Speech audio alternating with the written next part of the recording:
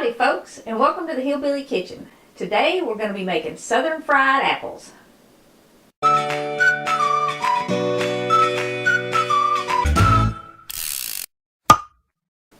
Okay, now fried apples are super easy, and I have 4 apples here that I have peeled and cored and sliced up, and I have 4 tablespoons of butter, and I've got about half a cup of sugar, and I've got a teaspoon of cinnamon. Now these are so easy you're just not even going to believe it. Now you can adjust the sugar, and you will, depending on the kind of apples you're using and how sweet they are. But I'm going to get my pan turned on and we're going to get started. We're starting with our pan on medium and putting our butter in it. Okay, now you do want a pan with a lid to make fried apples because you want to kind of hold the steam in them. You're not really going to brown them. It's not like fried taters where you're trying to get them all brown and crispy. You just fry them in that butter until they start to break down and they get nice and soft and juicy. Now, like I said, fried apples, they are so easy. Everybody should really know how to make fried apples because of how versatile they are. And it's a really good way to use up your soft apples. If you've got apples that have gotten just a little too soft to eat and you want to use them up, you don't want to throw those away, fried apples are an excellent way to use those up. And they are good as a side dish for just about any meal. They are delicious with breakfast as a side, or you can top French toast, pancakes, waffles, anything like that with them. Just put the fried apple right on top of it instead of maple syrup. They're also an excellent side dish for dinner. And if you eat at that restaurant that serves them with dinner as a side dish that has the rocking chairs on the porch, you're going to be amazed at how much better your homemade fried apples taste than the ones that you get at that restaurant. Because the last time I checked at that restaurant, they didn't use real butter in them and they didn't sweeten them with sugar. They sweetened them with high fructose corn syrup. And that does make a huge difference in the flavor. Basically, when you're making fried apples, you want about a tablespoon of butter per apple. Now, it'll depend on the apple. If you've got some of them real big, huge apples, you might want to use a little bit more. And you want 1 to 2 tablespoons of sugar per apple, maybe a little less. It kind of depends on the apple. Like, these are Golden Delicious apples, and they're already pretty sweet, so I am not going to use anywhere near this half cup of sugar. But if you were using something like wine saps, you would want to use a little more sugar. You would probably use the whole half cup. Alright, we're going to call that hot enough, and we're going to go ahead and dump our apples in there. Now, in addition to topping breakfast foods like pancakes and waffles and French toast, fried apples make a really good dessert. If you just have them fried apples plain, they're a healthy dessert. But you can really dress them up and make them rich and decadent. You can add fresh whipped cream to them. You can add vanilla ice cream.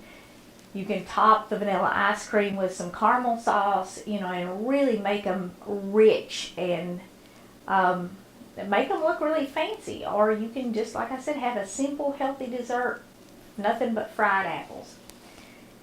So it really is one of those recipes that you need to have in your kitchen, if nothing else, to use up all those soft apples. I mean, we all get soft fruit. And these will keep in the refrigerator for at least a week, and they can be frozen, and you can even can them.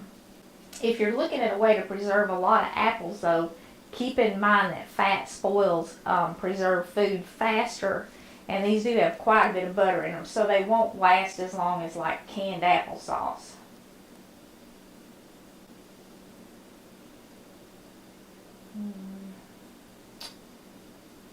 And I'm probably only using about 3 tablespoons of sugar because, like I said, these apples are fairly sweet to start with. And I'm just going to toss these a little bit in this pan, not much. They're going to cook down a lot as they start to cook, and they will all fit in this bowl more than fit in this bowl when they're cooked. I put them in that bowl because I wanted to show you how much they do cook down. If you're making them for a side dish, you want to have at least a half apple per person, maybe even a whole apple. It depends on how much of your meal they're going to be. If you want to top pancakes or French toast or something like that with them, you probably are going to want a half apple per person. So that kind of gives you an idea of how many you're going to need to make. Okay, and now how long these take to cook is going to depend very much on what kind of apple you're using and how soft it is. Like I said, my apples are soft. I'm just going to put this lid on them and let them sit there for about 2 minutes. And then I'm going to stir them. And after I stir them, I probably won't let them sit there more than another minute because they are so soft, and if you cook them too much, you're going to have really buttery cinnamon applesauce. You just want to cook them until they start to get soft and start to break down. Okay, my apples have only been cooking for about 2 minutes, and they are really getting juicy and bubbly already in just 2 minutes. You can see how much liquid is down in here. And I just want to stir them to get the syrup and the butter out of the bottom of the pan up on the rest of the apples. You can see my apples are already starting to break. When I stir them, I've had a couple of them break after just 2 minutes. That's stirred up pretty good. Now I'm just going to put the lid back on them and let them cook for a couple more minutes, just another 2 or 3 minutes.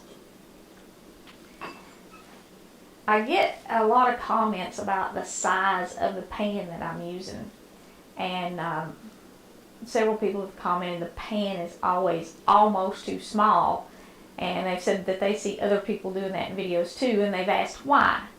Well, there is a reason why. If I used a great big pan or a really deep pot, that side angle that you're looking at would be virtually useless because you wouldn't be able to see what I'm doing. So when people are making videos, me and other people included, we normally pick a pot or a pan that is just big enough for what we're cooking. That way you can get a better view of what's in the pot or pan. So ideally, yes, you would have a bigger skillet than the one I'm using to cook these in, so that when you start them, you didn't have to be so careful. You didn't have to worry about them falling out. And you could certainly use a deeper pot. In fact, if I was going to make these not on a video, I would probably use a pot instead of a pan to make this mini, so that the bottom would be about the same size as this, because you don't want them spread out too much. You want to be able to get that juice pooling in the bottom of the pan. But I would be able to stir it better if it was deeper. But since I'm videoing, I'm going to use the shallow pan so that you get the best view possible. So now you know the answer to that question if you've been wondering why people who are making videos use pots that are too small. And sometimes too, like in my case, my kitchen is not very big. So if I'm making some really big dish, I only have so many pots. I mean, this is my kitchen. It's not a test kitchen. It's not a commercial kitchen. It's my kitchen in my house. And I use what I have. You know, there's just not room to store giant stock pots and things like that. And most people don't have room to store giant stock pots and stuff. And you can cook larger amounts of food without giant pots if you just use a little creativity. So now you know the pot story.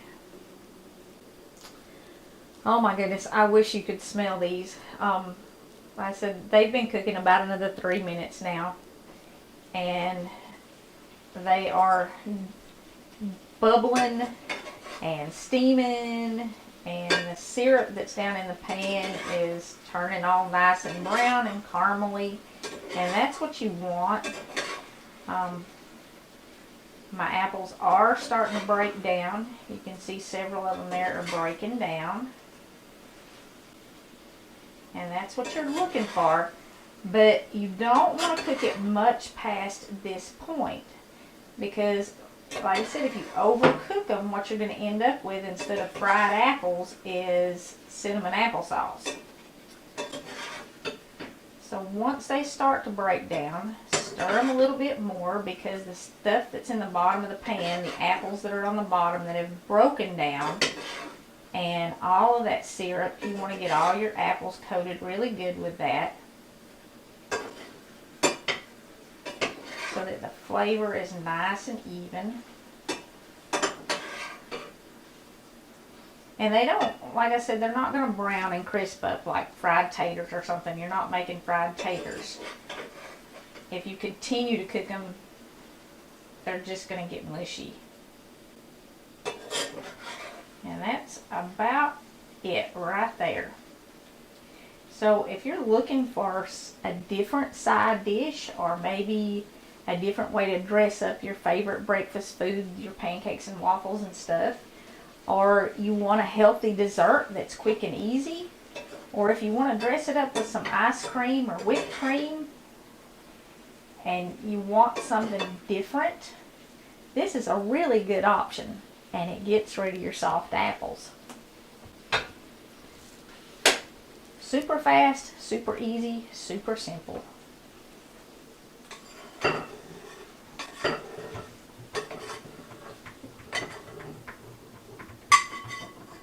Well, and except for the one that I dropped, you can see how much that cooked down. I mean, they were heaped up about this high before I put them in the pan, and now I barely have a bowl full. Now, if you're serving these as a side dish, you do want to put them in a bowl so that the juice stays with the apples, and when people dip them out, they can get a little juice and everything. And if you put them in kind of a deep bowl, it helps keep them warm. So that's something, you know, just a little tip to keep in mind there. If you're going to serve them as a side dish, kind of put them in a deeper bowl to keep them warm. And you can even keep a lid on them to keep them warm until everything else is ready, because these do get ready really fast. But they make the best dessert. And another thing that you can use fried apples for is to stuff pork chops or other meats like that. Maybe use it in a pork roast or something. So hang on to this recipe, and we will try to get around to doing a stuffed pork chop recipe in the next month or two. And these are really good for a big crowd too. I used to do breakfast at church when the kids were still at home and they were in Sunday school and stuff.